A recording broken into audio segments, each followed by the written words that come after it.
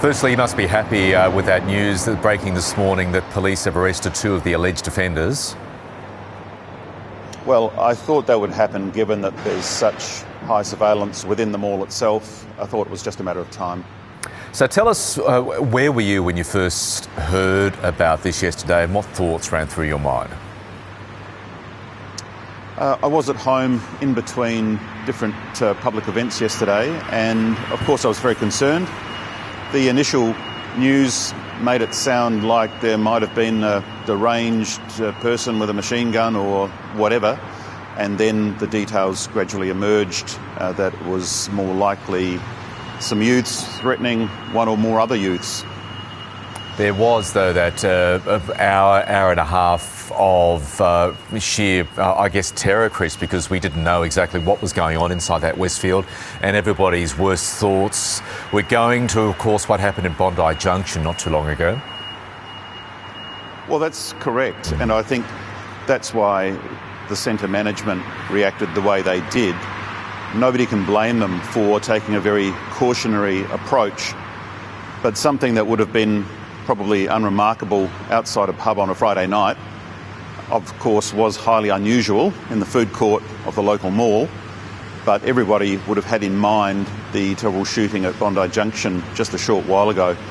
So when they flashed up on screens in the mall, armed offender, I'm sure thousands of people probably thought the worst, and that's why there was such high anxiety and indeed panic in some cases. Yeah, indeed. And as you say, everything seemed to go to plan. Of course, there'll be post-mortems after this, but seemed to go to plan on Westfield's behalf in terms of getting that message out to shoppers inside the complex as quickly as possible. Well, there was certainly a very alarming message that went out, and as I say, nobody can criticise the decision that was taken. And of course, these decisions are always taken on very limited information initially.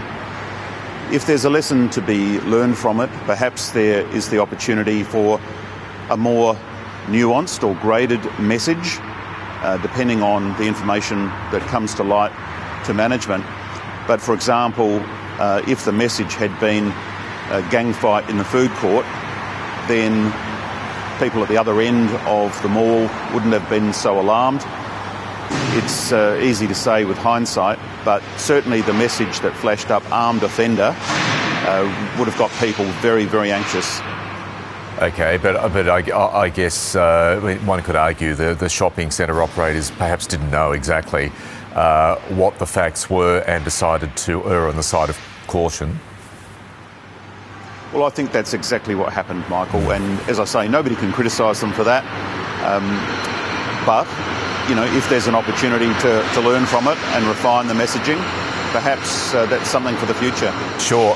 For our national viewers, tell us about how big and how popular that shopping centre is in Marion. There seem to be quite a few people there. Oh, look, it's one of the biggest malls in the Southern Hemisphere, probably more than 1,000 metres from one end to the other, and there would have been thousands of people in the mall at the time.